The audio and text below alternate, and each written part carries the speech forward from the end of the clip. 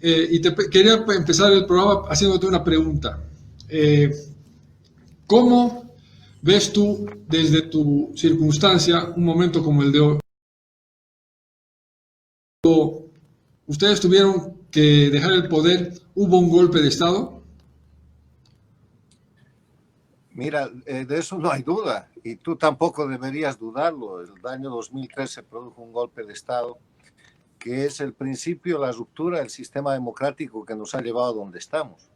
Pero para hablar de hoy día, mi afirmación y la invitación a que ustedes lo comprueben con los hechos que está viviendo el país es que hoy día se reproduce el golpe de Estado que se hizo el año 2003 en octubre, en circunstancias muy parecidas, con Evo Morales y su estructura en las mismas posiciones y repitiendo algo que ya ha sucedido en noviembre del año pasado.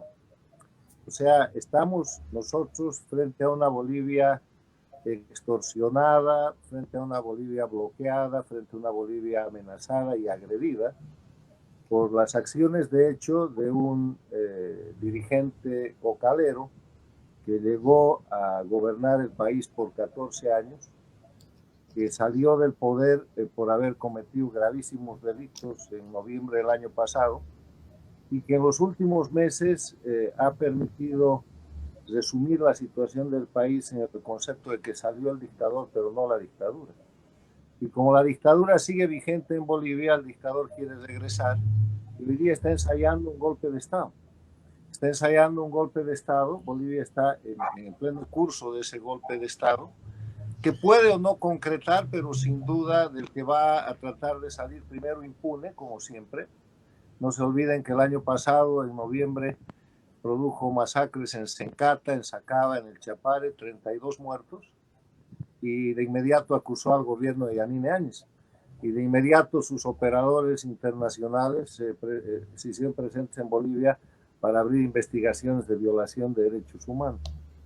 Ahora que con premeditación, alevosía y en pandemia está llevando adelante la misma situación, está utilizando su doble discurso. Él pone tweets o hace declaraciones diciendo que hay que encontrar la paz, la tranquilidad, la pacificación, y al propio tiempo instruye la mayor violencia posible a los grupos criminales que controla, que son los mismos.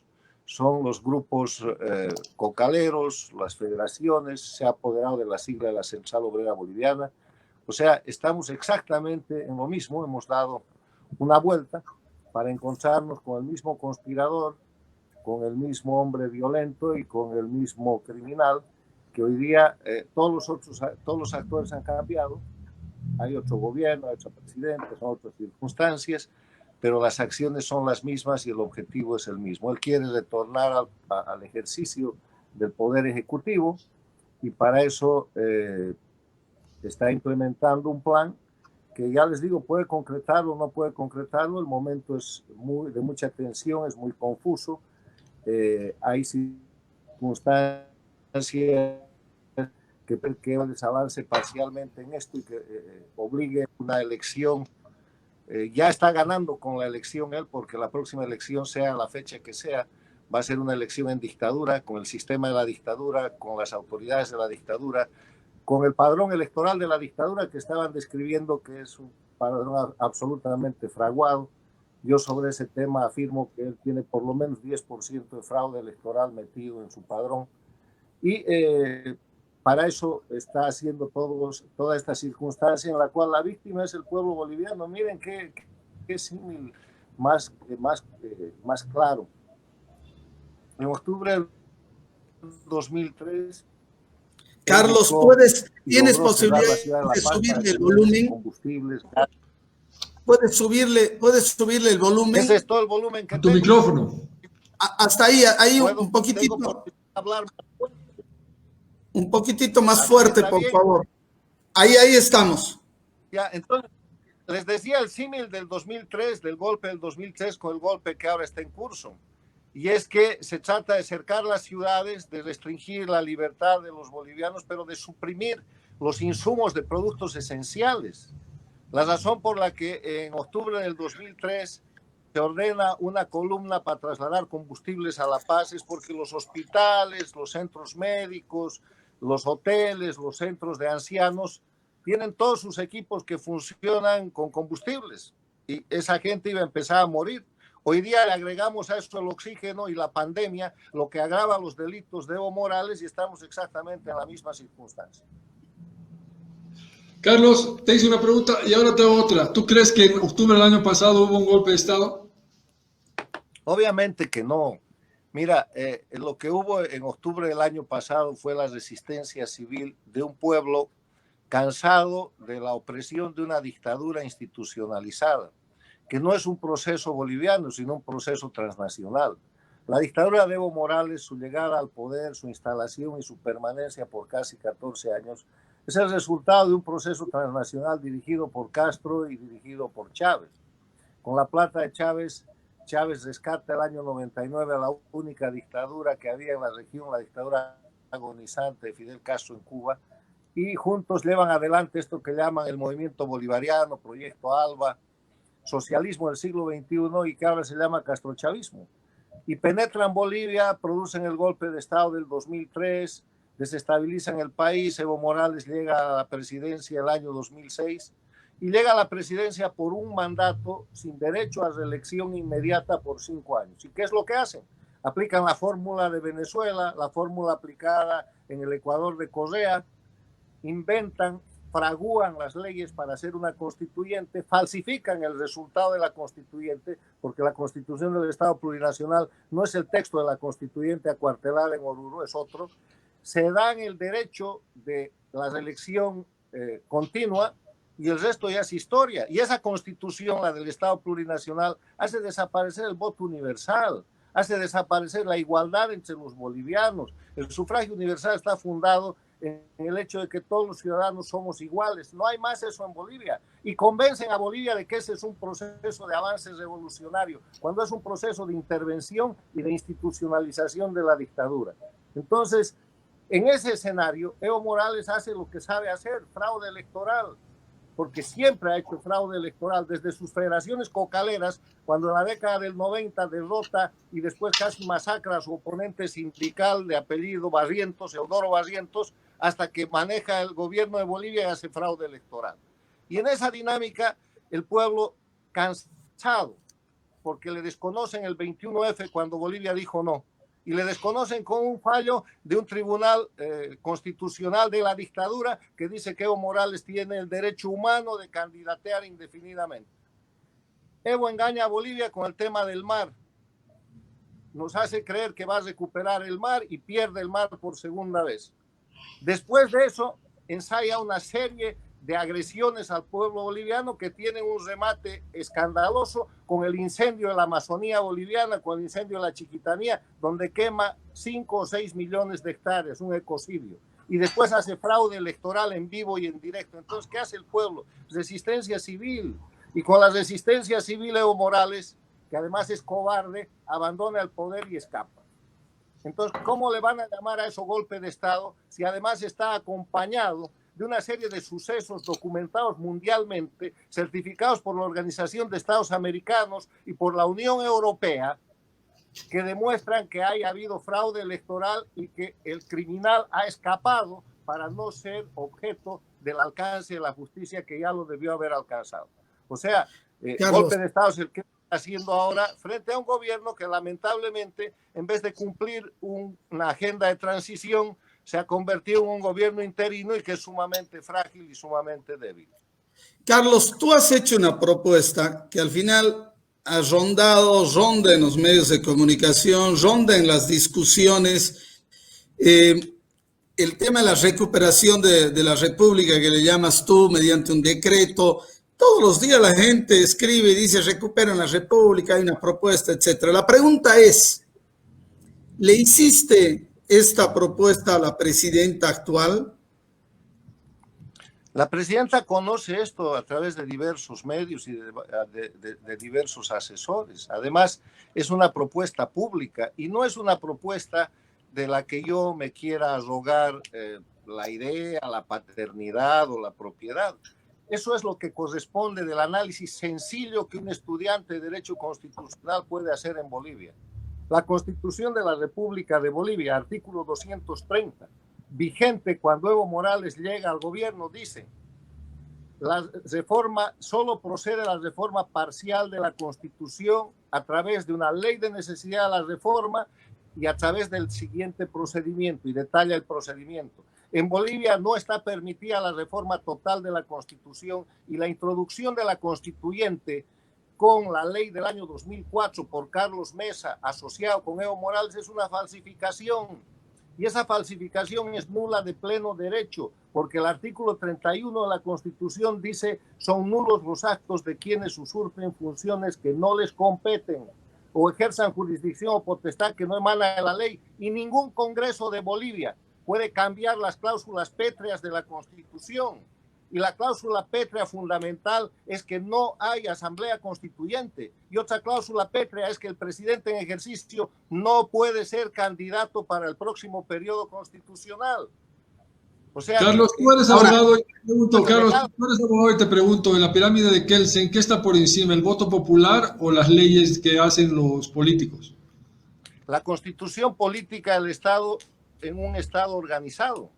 Tú, con voto popular, yo te quiero... ¿Por qué solo vale tu constitución y no vale la que ha votado mayoritariamente el país después? Es lo que no entiendo. La otra constitución es una constitución fraudulenta, no es mi constitución, es la constitución de la República. Te quiero recordar algo: la democracia no es el gobierno de la mayoría, la democracia es el sistema que protege a la minoría fundada en la ley, en el Estado de Derecho. El rato que tú te pateas la ley, que ignoras la ley, que no cumples la ley, terminaste con la democracia. El rato que manipulas la ley y rompes el Estado de Derecho para hacer tu constitución, que eso es lo que ha hecho Evo Morales, estás cometiendo crímenes que en cuanto cesa la fuerza de la dictadura, tienen que cesar y tienes que retrotraer a la Constitución de la República, que es lo que corresponde. O sea, estás que... Lo que no entiendo es... Andrés, quiero... ha llevado una Constitución. Quiero terminar este tema, porque cuando te hacía la pregunta si tenías la esperanza de que la presidenta... o primero, si la presidenta tenía conocimiento de esto, tú me dices, es una propuesta pública, por lo tanto tiene conocimiento. Cambio la pregunta, ¿tú crees o tenías esperanza de que la presidenta, cuando dijiste, bueno, hay un nuevo gobierno en Bolivia, haces la propuesta, tenías la esperanza, has hablado con alguien del gobierno? No necesito nombres, quiero saber si se ha avanzado en algo con este gobierno para lograr lo que tú proponías. Bueno, mira, yo lo primero que quiero hacer es despersonalizar la propuesta. Está bien, está bien. El retorno a la Constitución, el reconocimiento de la Constitución del año 67, reformada en 94, es un derecho de todos los bolivianos, que si no se cumple con esta presidenta, se va a cumplir en algún momento, porque mientras eso no suceda, en Bolivia no ha de haber Estado de Derecho. Va a continuar la dictadura. En Bolivia ha salido el dictador, pero sigue la dictadura, y la dictadura está asentada en dos pilares. Uno de los pilares es el pilar jurídico constitucional de una constitución impuesta, y que es en verdad un estatuto dictatorial que viola el orden constitucional fundamental. Y la otra es un sistema criminal territorial que hoy día está en plena operación y que está llevando adelante el bloqueo de caminos y la presión y la angustia contra el pueblo boliviano. En esa Carlos, dinámica... Sí. El voto es... la Asamblea Constituyente fue elegida en una elección. Constituyentes se eligieron con un mandato específico y después se votó esa Constitución. Estoy de acuerdo que hubo manipulación y cosas oscuras entre Oruro y el Palacio, pero al final se votó. El voto al final es el que define a un tema. ¿Por qué cuando las cosas son adversas a uno, las juzgas de una manera, y cuando son favorables las juzgas de otra? Tú dices que cuando te quitan el poder es un golpe de Estado, pero cuando le quitan el poder a otro no es un golpe de Estado. Yo no estoy diciendo que en octubre ha habido golpe de Estado, estoy diciendo que hay una mirada parcializada cuando uno juzga. ¿Por qué no hay una autocrítica de tu parte sobre octubre, sobre negro del 2003 y sobre la realidad que vivió Bolivia? Una autocrítica que puede ser más constructiva, ¿no? Y generar más bien más credibilidad desde tu argumento que solamente la confrontación. ¿Qué más credibilidad puede tener mi argumento que el hecho de que octubre del 2003 está encubierto por la impunidad a Evo Morales y sus cómplices con 2 decretos de amnistía firmados para ellos, para que desaparezca la igualdad jurídica, para que desaparezca el juez imparcial, para que desaparezca la presunción de inocencia y para permitir que Evo Morales en sus 14 años de dictadura escriba un relato que gente de buena fe como vos parece convencida de un conjunto de mentiras para encubrir los crímenes de Evo Morales. Yo le he pedido al gobierno interino en diciembre del año pasado que anulen, que deroguen, que abroguen los decretos de amnistía firmados por Carlos Mesa, a Evo Morales y sus cómplices para buscar un esclarecimiento real de los hechos de octubre. ¿Qué más interés que eso? Y ahora aprovecho el programa para insistir. Abroguen los decretos de amnistía para que Evo Morales deje de ser impune y en la cancha plana vamos a mostrar cómo los hechos de octubre sí fueron un golpe de Estado, porque una cosa es tener 14 años de propaganda con pagos millonarios a la prensa. Ustedes mismos han conocido la lista de cómo engordaban esos medios de comunicación con plata del Estado. ¿Para qué? Para vender las mentiras oficiales de Evo Morales, así como vendió el cuento de que iba a recuperar el mar por espacio de 1 año o 2 años, vendió el cuento en 14 años de que lo de octubre había sido lo que el encubrimiento de los crímenes que él cometió. Pero ahora yo quisiera terminar de hablar del tema de la Constitución, porque estás utilizando el mecanismo de atorar al mensajero para que no llegue el mensaje. Yo creo que el tema de octubre podemos hacer un programa, encantado, hablamos de eso. Yo creo que con un país bloqueado, con un golpe de Estado en curso, lo que hay que discutir hoy día, que fue para lo que Virginio me invitó, es para ver cuáles son las salidas que el país tiene. Y como yo debo la idea y el derecho de todos los bolivianos de que les restauren su constitución de la República de Bolivia, estoy tratando de explicar que esa situación es una situación jurídicamente sólida, la única salida constitucional y que además de eso es una solución política, porque ese es el único camino por el cual va a cesar la dictadura. ¿Cómo la interpretación de un abogado va a estar de la Constitución, puede estar por encima del voto popular que ha elegido constituyente, que ha votado la Constitución y que hoy día tiene una Constitución vigente? No entiendo esa lógica. El voto no puede hacer. A ver, ¿qué te parece si el voto popular mañana dice que Evo Morales, cualquier cosa puedes hacer votar, es inocente de los delitos que tú mismo lo has visto cometer en octubre del año pasado?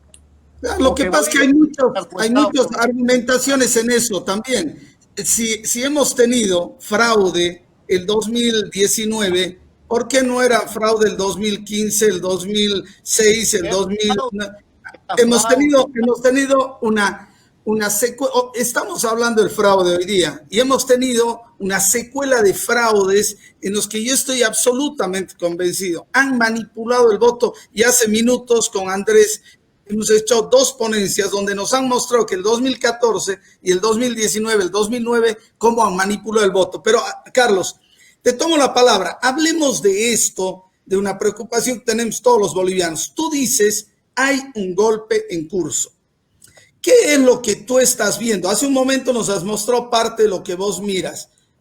Mostranos con claridad qué es lo que tú ves en este momento. Mira, primer hecho, salió el dictador y no salió la dictadura. La dictadura está fundada en una estructura jurídico-constitucional apócrifa, al servicio de la impunidad y al servicio de la desigualdad, y en una estructura territorial criminal que son estas gentes que se movilizan a partir del narcoestado que ha quedado instalado. Primera constatación. La segunda constatación, un gobierno que debió de ser de transición se ha quedado como un gobierno interino.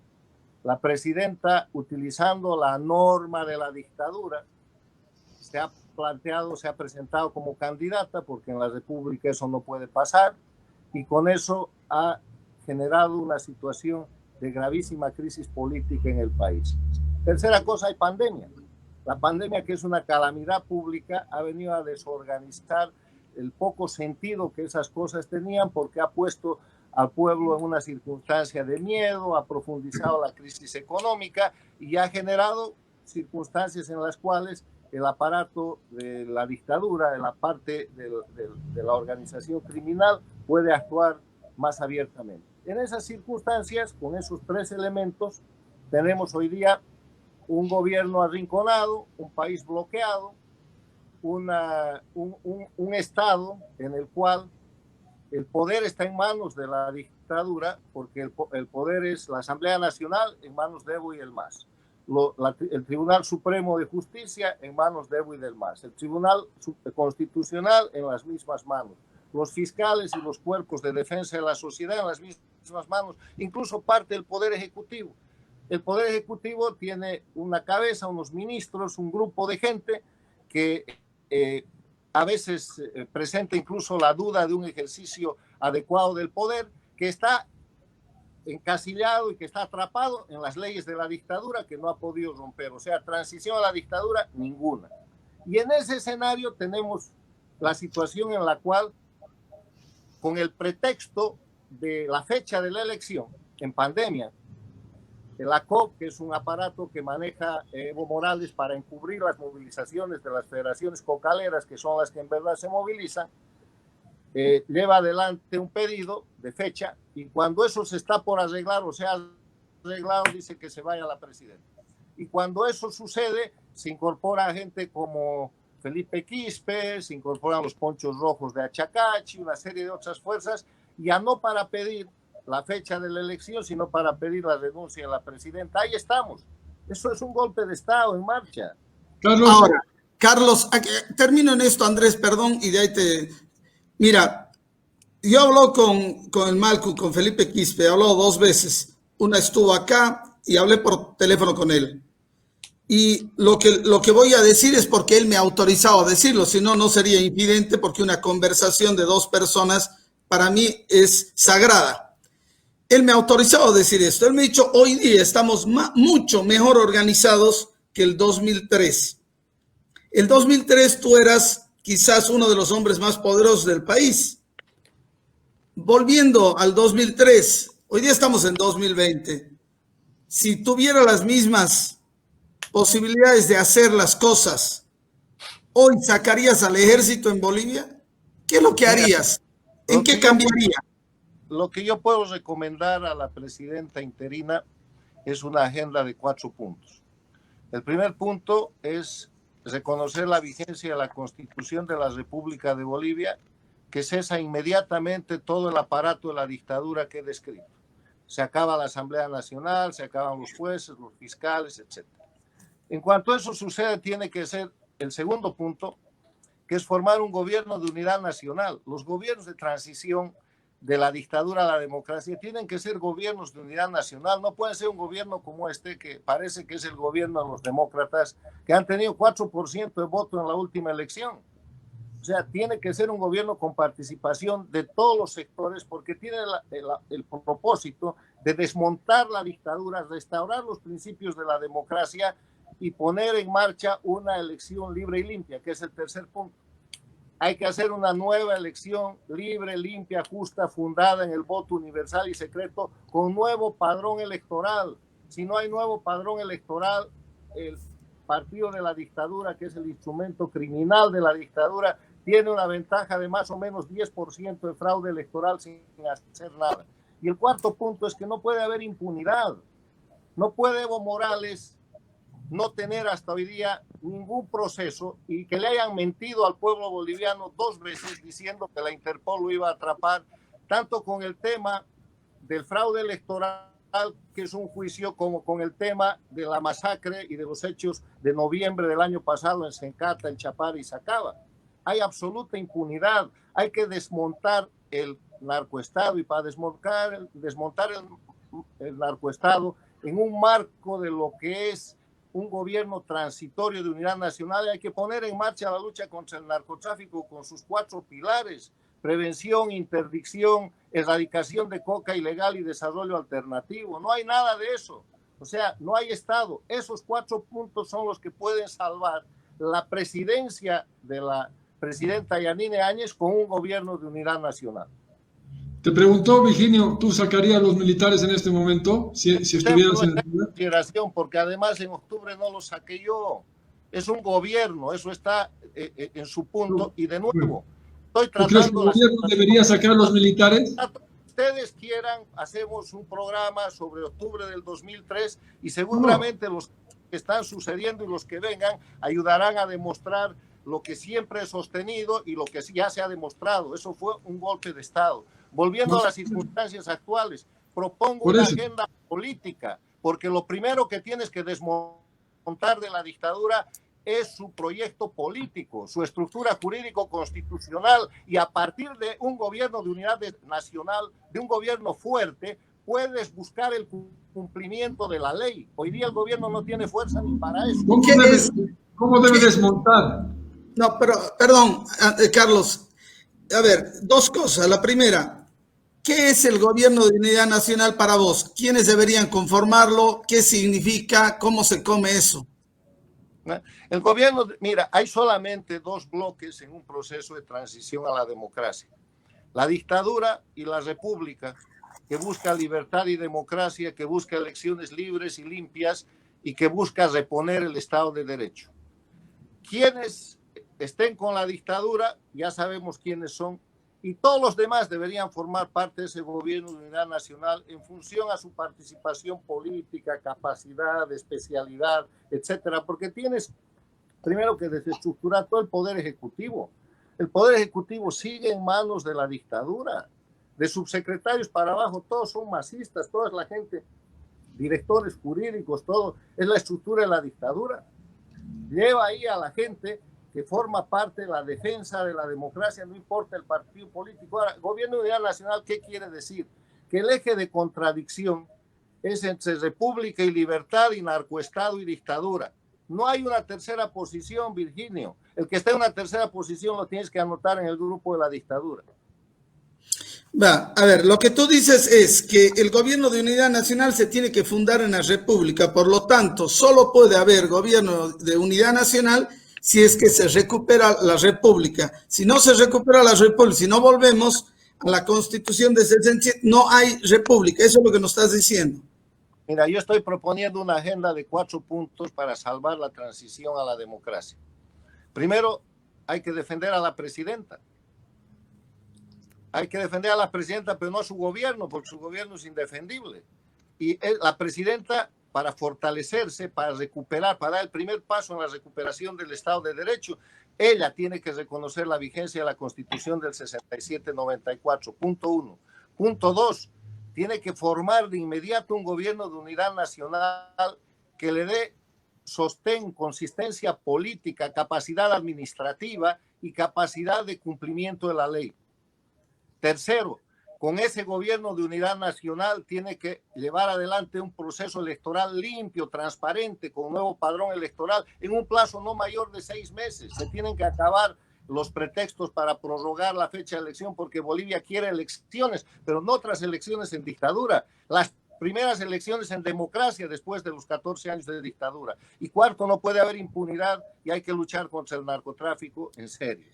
Esa es la agenda que yo propongo, la podemos discutir, pueden ellos tomar 1 o 2 puntos de aquello, de repente a la presidenta le interesa el gobierno de unidad nacional y las elecciones.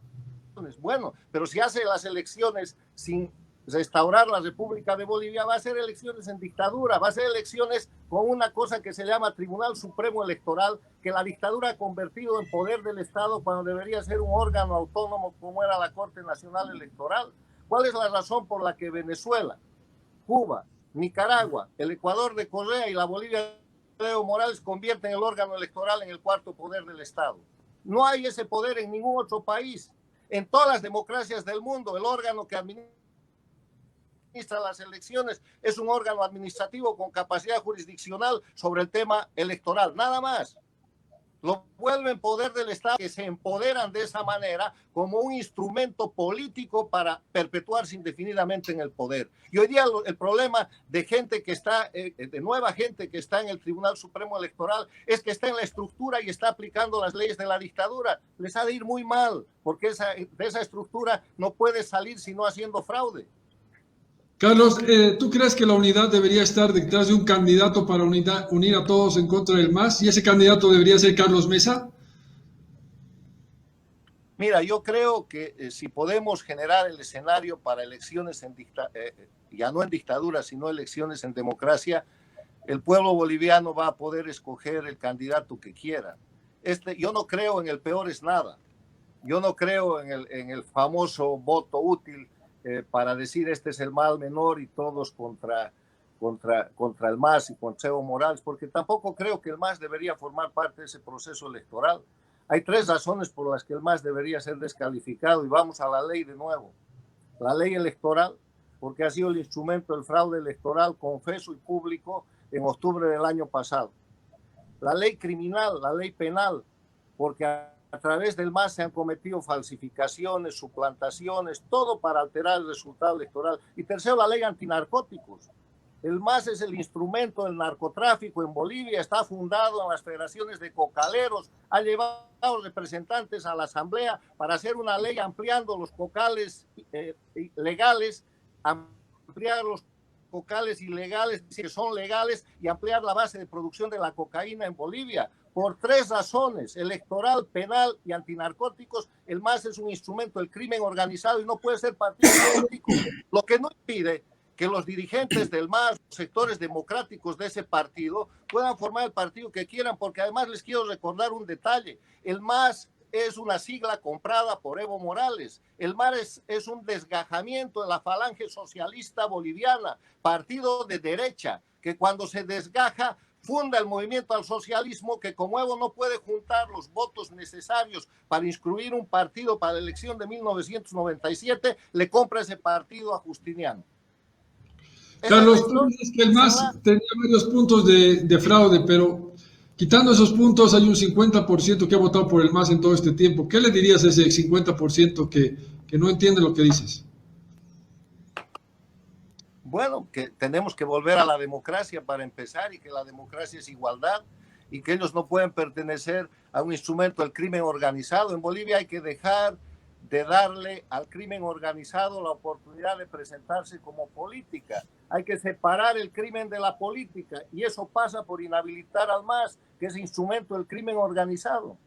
Mira la maniobra que acaban de hacer. ¿Cómo será verdad lo que los bolivianos piensan y que yo te estoy repitiendo ahora, que hay que inhabilitar al MAS? Que cuando se presentan las demandas de inhabilitación del MAS, el Tribunal Supremo Electoral dice no, que lo resuelva el Tribunal Constitucional Plurinacional. El mismo tribunal que ha dicho que Evo Morales tiene el derecho humano de ser candidato indefinido en contra de la voluntad popular, del voto que tú tanto defiendes, del 21F, cuando Bolivia dijo no. Ese es el tribunal que ¿qué va a hacer?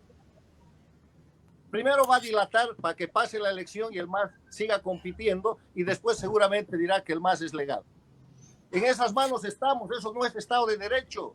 Eso Carlos, es Estado de dictadura. Carlos, quiero que volvamos a este momento, porque de verdad creo que además la gente está ávida de buscar luces, de buscar perspectivas. Ayer hemos analizado con varios actores durante 4 horas el tema de la realidad nacional. Yo te voy a plantear algo que es una hipótesis personal.